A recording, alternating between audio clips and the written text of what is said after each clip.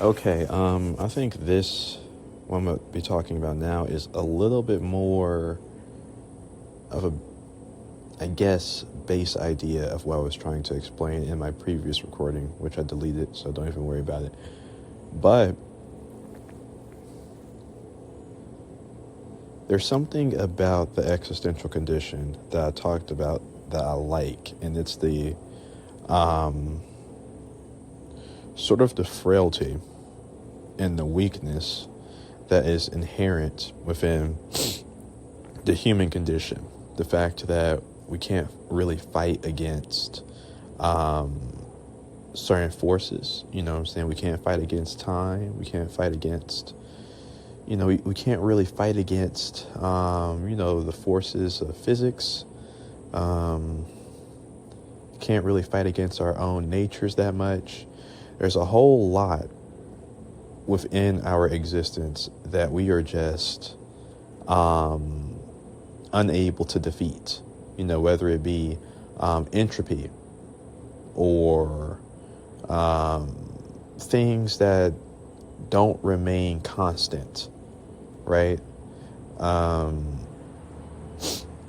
The existence of resistance in general. All these things, exist, and we are unable, like I said, to overcome them. There's a frailty and a weakness. Hold on. There's a frailty and a weakness within the human spirit. However, this frailty and weakness is what prompts the human being to become better. It's what prompts the human spirit to grow in strength. Without this, we really cannot be great. We cannot be unique as humans if we discount all of those other things. It's important to be weak in order to be strong, right? When we look at the, like I said, the existential condition of any writer you talk about, right? Okay. What is it with Camus? You live in a world that you're not really going to be able to objectively understand, right? All we really have is theories. You live in a world where you're going to die, so everything that you do will fade away, at some point. It might not fade away immediately, but it will fade away. Or even if it doesn't fade away, the intentionality behind it will be lost. Okay? And you have to deal with that, right? When it comes to, like I said, Kierkegaard, despair, anxiety, right? With anxiety, you always have to make choices, and there's no other agency behind you, besides maybe an absolute, that can verify if the choices that you make are right. Right? If I do this, I'm going to regret it. If I don't do this, I'll regret it. If I do this and I don't do this, I'll regret it. So, there's always anxiety.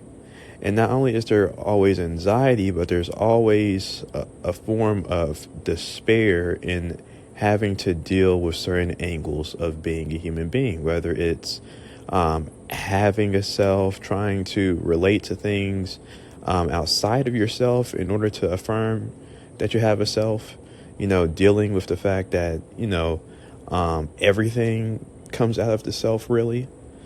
All these things bring despair when it comes to those forms. Also, when we look at Nietzsche, what does Nietzsche say? Nietzsche says that, well, you're going to have resistance and you're going to have hardships, and you're just going to have to overcome them. There's certain things that are, unavoidable, and you're going to have to deal with them. If a demon comes up to you and says that all these hardships that you faced, all these decisions that you faced, you're going to have to deal with them again and again. You're going to have, in order to be a great human being, in order to be an honest human being, you have to tell that demon, yes. You have to tell that demon that is a great thing. Or at the bare minimum, you have to say, I can deal with it. I can handle this. So the weakness, when you confront the weakness within the human condition as an existentialist, then you're able to become stronger. That's where a lot of your possibilities of growing and expanding come from. Now, we can sort of get mystical with this, and we could say, has God gone through weakness? Well, if you're a Kabbalist, then yes, God has gone through weakness with the breaking of the shells. He failed. He created insufficient vessels that could not contain his divine light, and those insufficient vessels materialized in a state of negativity, right? Now, what is negativity, right? Like doubts, things that lead to inactivity, right? For Kierkegaard, it would be, those, it would be those states of anxiety, right? Those states of delirium. It will also, for Camus, be the state in which the rock starts descending from the hill. Just watching it fall down the hill. It's those states where you can't. It's those states in which you realize that there might be a possibility you can't do anything, or that if you do something, it's going to fail. For the Lemites, this state is described as entering into the abode of like Choronzon, where if you're not prepared for encountering Choronzon, he'll tear you apart. But if you are able to overcome Choronzon, then your will just becomes that much stronger. So it's very important, so important that this would, for in biblical terms, this would repeat itself, where, God sort of had like an insufficient vessel to contain his divine light, and he experienced that failure. So too, humanity sort of had like an insufficient understanding of what good and evil was. And, they experienced a trauma related to that. And it's not really a coincidence that both of these experiences are related to the path of Gamil, which crosses over the invisible Sephirah of Daf. And that bears significance because, the Sephirah is invisible. It's a Sephirah that, mystically, you want to pretend like it's not there. You want to pretend like that pain and that trauma that knowledge is indicative of doesn't exist, that you don't have to go through it. But you do have to go through it. So, it's very symbolic that Sephirah is invisible. And seeing God like that, sort of adds more of a significance to him, because you see this again where when you look at Jesus, you look at Jesus and you're like, wow, God just loves everything. But then you hear Jesus cursing himself, right? Now, why is that significant? Because us humans curse ourselves. We curse our own existence. We say, why are we putting ourselves through this? This is all meaningless. Why am I doing this?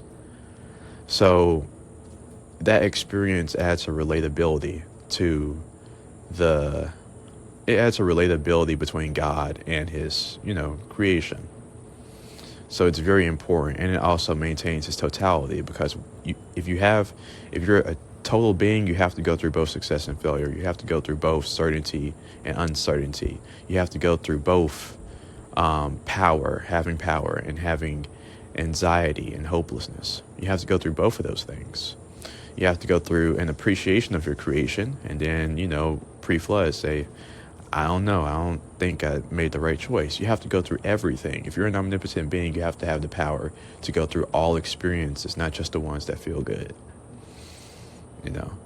And that epiphany sort of struck me, because it made me have a better understanding of, what type of God, I really want to follow. And of course, I'm using God in a negative term, in a negative terminology. Not as a consciousness or an equation, but as a thing that's out there that I don't really know about. So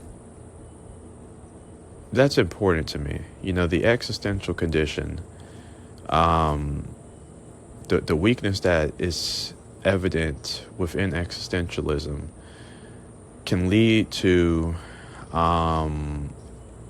developing a courage to better conquer life.